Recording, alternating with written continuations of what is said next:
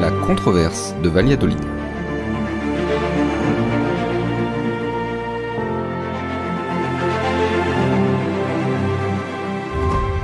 Bonjour à tous. Au milieu du XVIe siècle, l'Espagne se retrouve à la tête d'un empire immense situé dans le Nouveau Monde. Cette colonisation ne s'est pas faite pacifiquement, et la vie des populations locales a été terriblement bouleversée. Dès l'origine, c'est-à-dire dès les voyages de Christophe Colomb, les Espagnols en effet combattent ceux que l'on appelle les Amérindiens, les massacrent ou les obligent au travail forcé. Et rapidement, certains Espagnols s'indignent de cette situation et alertent Charles Quint, roi d'Espagne, empereur du Saint-Empire romain germanique, en clair le souverain le plus puissant de son époque. Celui-ci ordonne donc la tenue d'un débat argumenté, ce que l'on appelle une controverse, sur cette interrogation majeure. De quelle manière doivent se faire les conquêtes en Amérique pour qu'elles se fassent avec justice ? Et cette controverse s'ouvre en Espagne, à Valladolid, en 1550. En quoi va-t-elle bouleverser la vision que les Européens peuvent avoir des peuples amérindiens ? Par le traité de Tordesillas, le pape a donc accordé les nouvelles terres découvertes aux Espagnols, à condition, cependant, que les autochtones soient convertis au christianisme. Après la colonisation, d'abord des Antilles, celle du continent américain commence en 1510. Mais dès le départ, elle se fait de façon très violente. Les Indiens subissent des mauvais traitements, sont forcés de travailler pour les Espagnols. Alors cette population autochtone, qu'on appelle à tort Indiens, depuis l'erreur initiale de Christophe Colomb, qui, je vous le rappelle, se croyait dans les Indes, cette population donc autochtone s'effondre. Elle est divisée par 20 en un siècle au Pérou. Et même, dans certains cas, elle disparaît totalement. C'est le cas à Hispaniola. Hispaniola, c'est l'île d'Haïti et de Saint-Domingue actuellement. Et à Hispaniola, cette population indienne passe d'1 million environ à l'arrivée des Européens à seulement quelques milliers 20 ans plus tard. Alors cet effondrement s'explique en fait par 3 choses. D'abord, et c'est la cause majeure, ce que l'on appelle le choc microbien, c'est-à-dire les maladies venues d'Europe, comme la rougeole et la variole, contre lesquelles les défenses immunitaires des Amérindiens sont totalement inefficaces. Oui, ils ont vécu un peu en vase clos sur leur continent, sans être mêlés aux virus venus d'autres continents, comme les virus européens. Ce qui explique que des maladies bénignes puissent être aussi mortelles chez eux. Ça, c'est la première cause. Deuxième cause, les travaux forcés, évidemment, auxquels on va soumettre les Amérindiens. À titre indicatif, l'espérance de vie des Indiens dans les mines est de 3 ans. Troisième et dernière cause, la violence des conquérants. Et alors, il faut bien dire qu'Espagnols et Portugais ne comprennent pas la culture indienne, ils s'y intéressent pas vraiment, et globalement ils la méprisent parce que, à leurs yeux, ces indigènes ne sont pas chrétiens, et donc ils sont méprisables. En fait, pour eux, les Indiens ont surtout une valeur marchande. D'ailleurs, dès son premier voyage, Colomb va en envoyer en Espagne afin de montrer qu'à défaut d'or, la main-d'œuvre indienne peut constituer une richesse. Et alors, cette arrivée des Indiens en Europe intrigue. On ne sait pas bien comment les considérer. Sont-ils des hommes comme nous ? Ou sont-ils des sauvages, c'est-à-dire des êtres beaucoup plus proches de l'animal ? Et l'Église, logiquement, s'interroge aussi. Avec les Indiens, avons-nous des descendants d'Adam et Ève ? Auquel cas, ce sont nos frères, et il faut les traiter en tant que tels, ou est-ce seulement des races à soumettre ? Alors évidemment, l'enjeu est important. Il ne s'agit pas de commettre de graves péchés en soumettant des hommes qui seraient des frères chrétiens.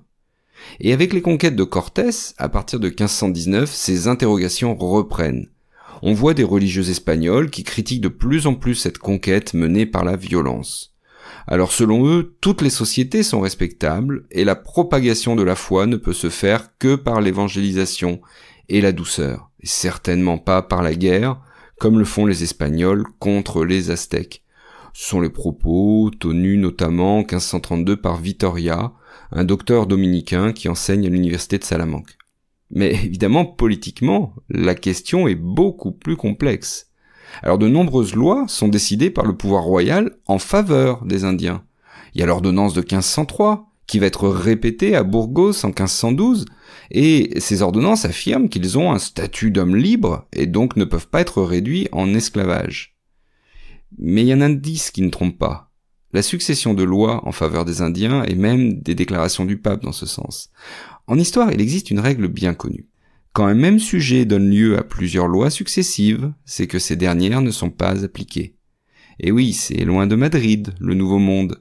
Et le temps que les ordres arrivent et surtout qu'ils soient appliqués, eh bien, les conquérants ont les mains libres.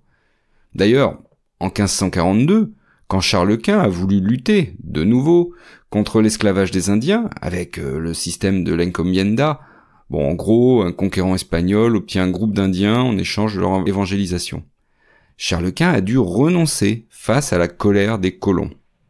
Et donc, c'est pour 2 raisons.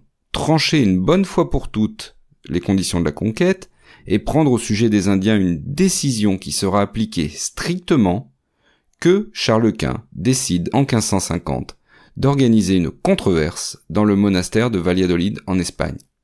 Alors pour arbitrer le débat, le roi convoque une sorte de jury composé de théologiens, c'est-à-dire des spécialistes de la religion, des administrateurs coloniaux et aussi des juristes.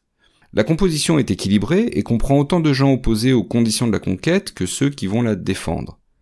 Et surtout, face à eux, et pour incarner l'une et l'autre des positions, Charles Quint choisit 2 hommes.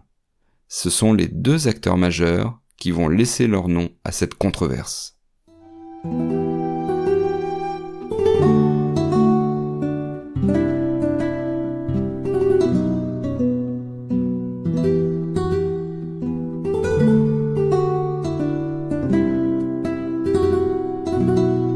Le premier est Bartolomé de Las Casas. Sa famille a participé au voyage de Colomb et lui-même s'installe à Hispaniola en 1502. Il est d'ailleurs le premier prêtre ordonné en Amérique en 1513. Il entre par la suite chez les Dominicains en 1523. Et alors, lui, il a vu sur place la réalité de la colonisation espagnole. Il a dénoncé avec courage, et d'ailleurs ça lui a valu un certain nombre de problèmes avec les colons. Il va devenir un farouche défenseur des Indiens, et il plaide pour une évangélisation douce. Face à Las Casas, Charles Quint choisit pour défendre la conquête son propre confesseur, un brillant intellectuel, un docteur en théologie, Luis de Sepúlveda. C'est un humaniste, un spécialiste du grec ancien qui a traduit notamment les œuvres d'Aristote. Il a aussi écrit une histoire de la conquête du Nouveau Monde. Voilà, le cadre est posé, la controverse peut commencer.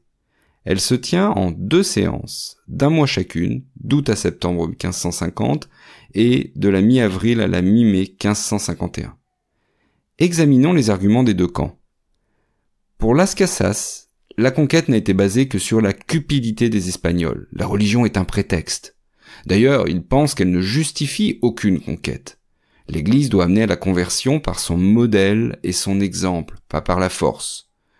Les Indiens ne sont pas pour lui non plus des barbares. La barbarie est dans les actes des Espagnols. Les actes des Indiens qu'on peut juger condamnables, le fait de prier des dieux qui ne sont pas le Dieu des chrétiens, doivent être compris parce qu'ils n'ont pas eu accès aux lumières de la foi. En clair, ils ne savent pas ce qu'ils font et on ne peut pas les blâmer pour cela. Ils sont même d'ailleurs aux yeux de Las Casas dotés de toutes les qualités. Ils sont beaux et pacifiques. Ils sont proches d'un état de nature idéal, et en fait ce sont les Espagnols qui viennent les pervertir. En tant que création de Dieu, les Indiens méritent le respect que l'on doit à tout homme. Et d'ailleurs, pour illustrer cette dimension humaine, Las Casas n'hésite pas à montrer, lors de la controverse, des Indiens capables de jouer de la musique ou d'exprimer des émotions. Donc, en résumé, à ses yeux, il est évident qu'ils sont des hommes, qu'ils ont une âme et qu'ils peuvent devenir de bons chrétiens. Depuis les tout premiers contacts, les Espagnols n'ont paru animés et poussés que par la terrible soif de l'or.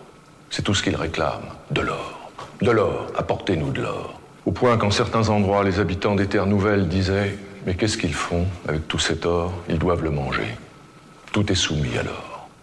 Tout.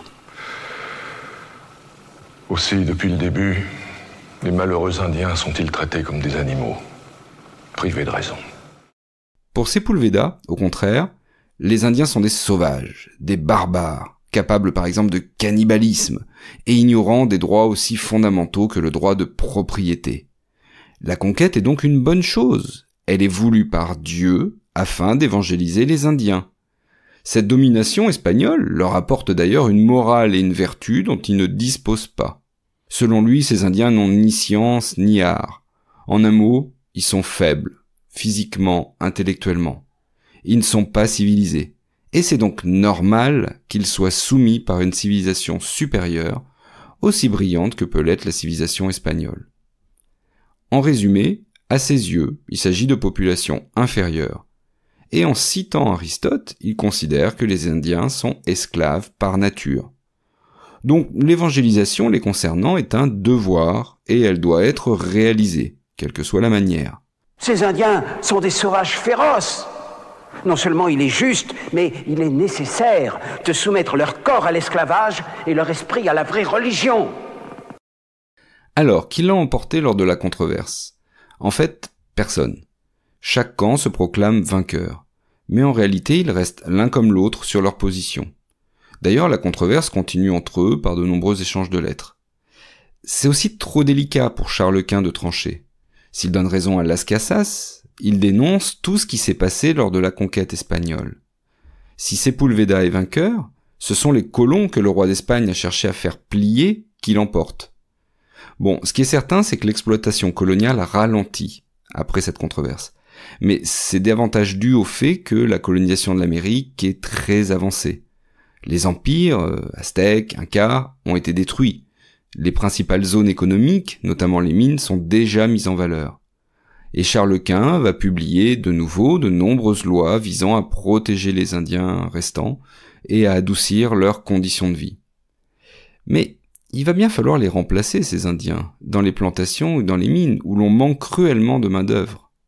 Et c'est une conséquence indirecte, à la fois du choc microbien qui a décimé les populations indiennes, mais aussi de la controverse de Valladolid. Et donc cette conséquence, c'est que le commerce triangulaire se met en place dès le milieu du XVIe siècle. Oui, le traitement désormais plus humain qu'on réserve aux Indiens pousse les colons à se procurer de nouveaux esclaves en Afrique. On s'interroge en effet beaucoup moins au XVIe siècle sur l'humanité des Africains, et de toute façon le problème est réglé, ils ne sont pas sujets du roi d'Espagne. Alors Las Casas, que cette situation désole, ne désarme pas, il va publier plusieurs ouvrages après la controverse, notamment son Histoire des Indes, dans lesquels il raconte les horreurs de la conquête. Alors, ces ouvrages n'ont jamais l'autorisation d'être imprimés en Espagne.